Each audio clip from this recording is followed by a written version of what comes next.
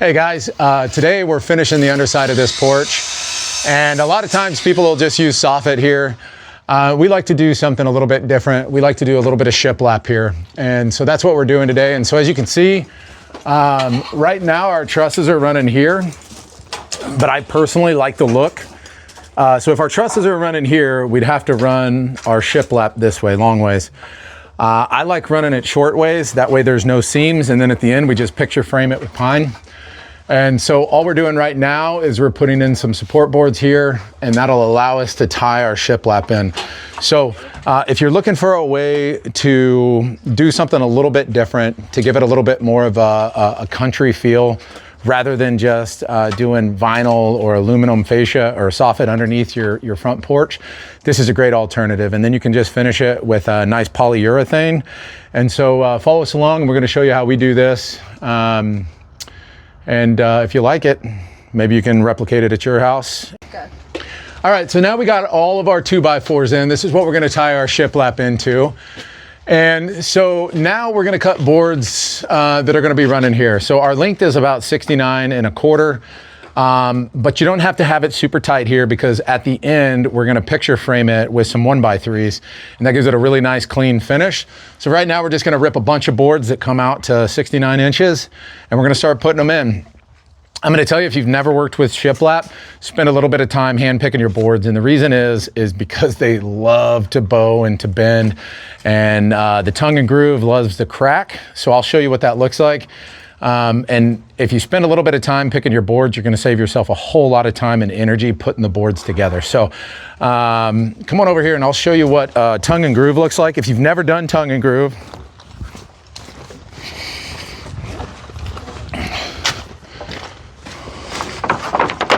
so this is, most of you have probably seen tongue and groove. This is our groove side, and this is our tongue side, okay? And so as we start to put this board in there, obviously the tongue is gonna set in the groove side. These types of boards here have two different looks that you can go with. They have this groove going down the center, which will give you kind of a little bit more of a busy look if you like that. The people we're building this for, they wanted the bigger side. So it'll look a little bit less busy. But again, this board looks pretty good. I'll find you a crooked one here in a little bit, and you'll probably see us struggle with it. But the point is that spend a little bit of time picking your lumber, because if you don't, it's gonna cost you a whole lot of time. So an ounce of prevention is worth a pound of pain. So spend a little bit of time picking your boards out, and it's gonna save you a lot of time and energy. So we're gonna just start ripping these down, cutting us a bunch of 69-inch boards, and we're gonna start putting them in. So these are 12-foot boards. So we're gonna get 2 boards out of each one of these. These are about $15 at Home Depot, which is a pretty good deal. So I'm just measuring off both ends, making a mark, taking a speed square that's covered in mud for some reason. We're marking it, and then this way, you mark once, measure once, mark once, cut twice. So,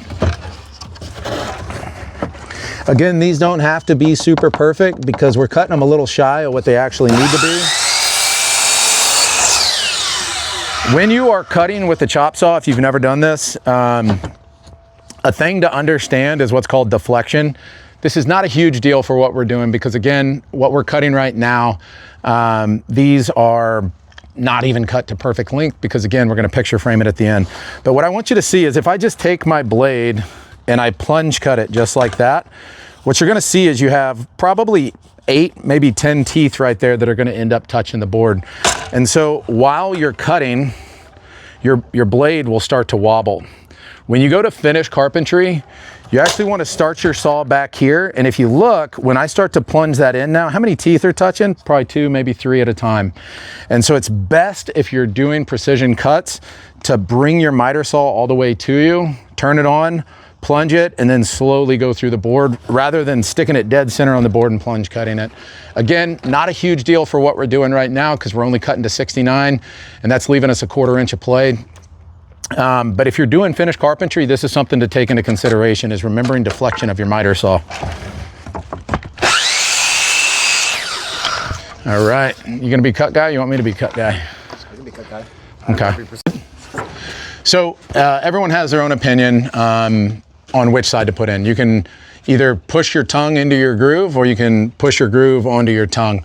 I prefer to have the tongue exposed so that when I'm using like a beaten block, that I can help push the board in. These seem, for me, or at least in my experience, these like to fracture a little bit easier than the tongue does. I'm gonna hit myself in the face real quick.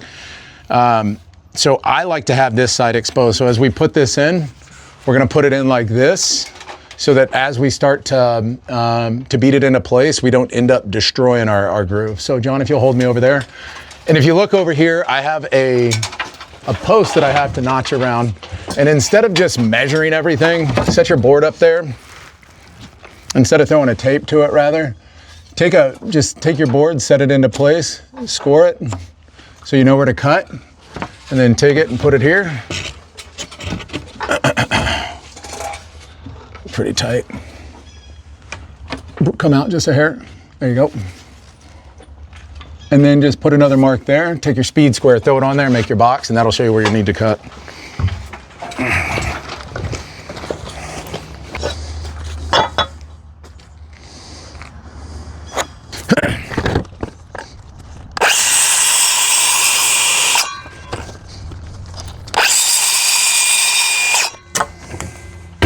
Give it a nice little karate chop. Then just finish it up with your oscillator. Okay. You got the nailer? Yeah. So the benefit of tongue and groove is that if you have the tongue sticking out, you can also nail it in a way so that you don't have a ton of nail holes exposed as you're starting to lay your boards down.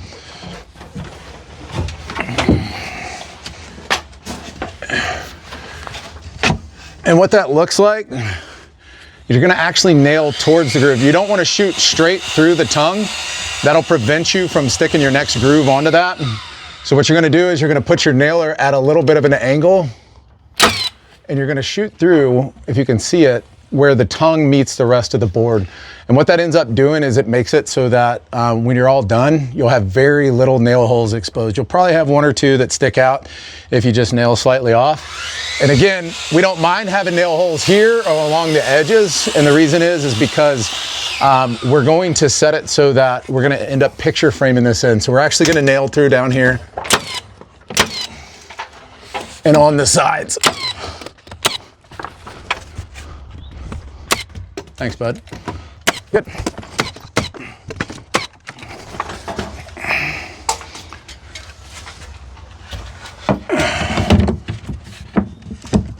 Oh, come my way just a hair. You got a beaten block? I'll grab one. Stay right there. So again, these boards like to warp and twist a lot. And so if I'm doing this by myself, I'll make a little jig. But this is why I like the tongue side. Take you a board, put it on side so it's a bigger surface area. You can do it this way, but if you end up having to hit it kind of hard, you can end up indenting this and it'll fatten it up just a little bit. And when you do that, it'll make the next board a little bit harder to set. So I'm looking pretty good down here, John. So I'm gonna tap mine in over here. Let me see the nailer. And then, here you go. I'm gonna give you this. Put me some upward pressure right there at that groove on the end. There you go. Watch your nogginses. And if you look, what you'll see is there's very little gapping here. If you see, it's pretty tight. Yeah, it pulled me off a little bit over here. If you'll see, this is what I'm talking about with the bows in these. So what it did was it pulled me off just a hair here, but it's pretty well seated the whole way down, okay? This on the ends will end up getting covered with picture frame. Send it up just a little bit closer to that groove on the next one. All right, there we go. So now it's just a long process of setting in a bunch of boards. So we're just gonna get to work. Yeah, let me. Good here. I'm looking great. Hey, cut guy, you're getting mud on our boards, jeez. I don't know. But you seem like the one to blame. Oh, man, I've been here all day. Here you go. Oh, that actually did it. That looks great. Watch your head. I'm good down here if I can get that nailer. Oh God, John, you're so good to me.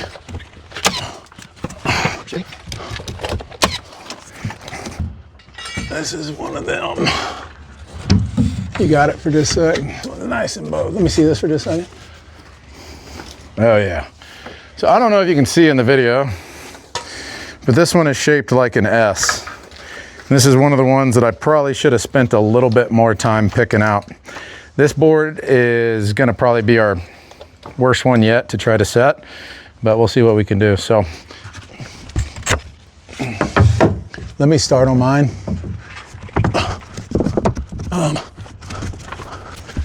What do we do? Let's try that. Oh man.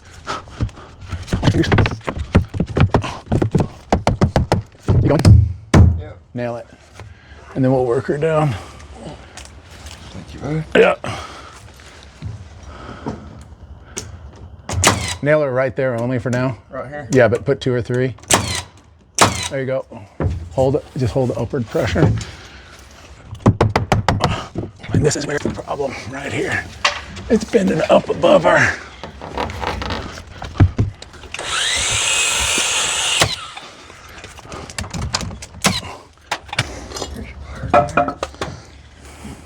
Oh, when in doubt, look in John's. 7.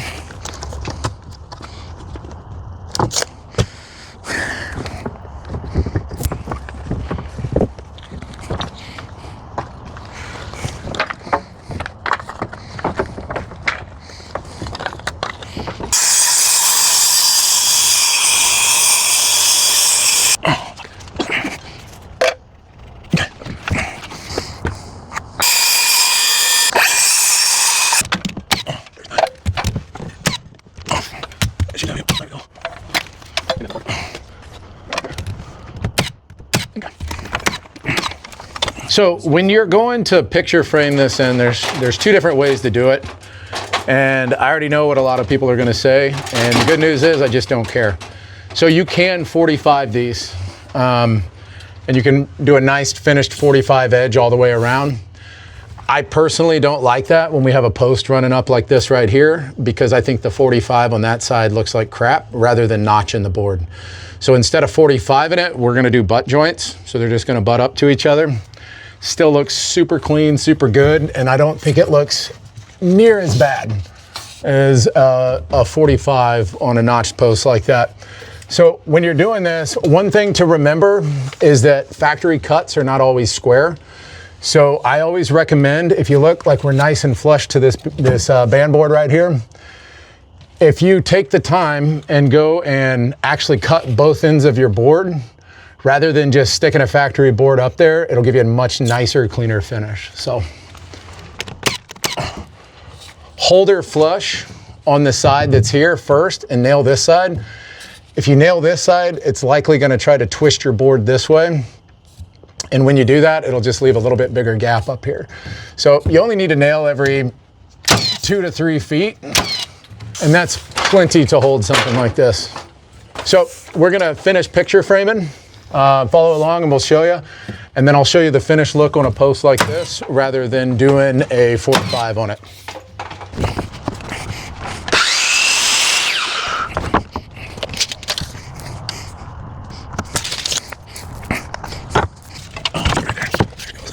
Good? Yeah. Oh.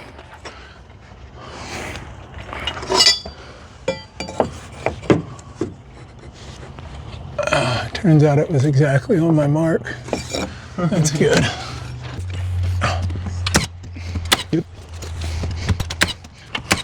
Okay, that's all right. Okay.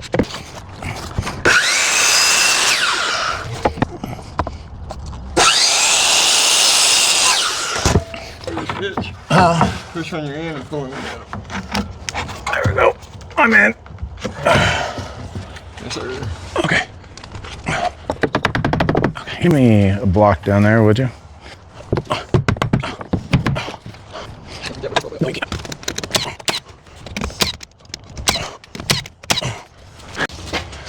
All right, so there you have it. So it's a pretty straightforward process. Again, if you take a look over here, This is what you end up with if you're not 45 in it, with just a butt joint. But then when you come over and you look at your other corners with your notch posts, it looks significantly better than whenever you 45 it. So that's why I personally choose to do butt joints whenever I have a notch post. Your other option is to cut your post lower and cut it flush. We don't like doing that. We like our post running all the way up so that we can tie our band boards into it the entire way up. So just to recap, run you some boards here. That allows you to do short runs, gives you a lot less seams. And then set all your boards, pick good lumber. I can't stress that enough. And then after you run all your boards, just picture frame it all the way around. It's a super simple process. This whole thing cost about $250, minus the nails, which we already had on hand. So if you like this, let us know in the comments. If you hate it, also let us know in the comments. So I hope you enjoyed it. Like and subscribe.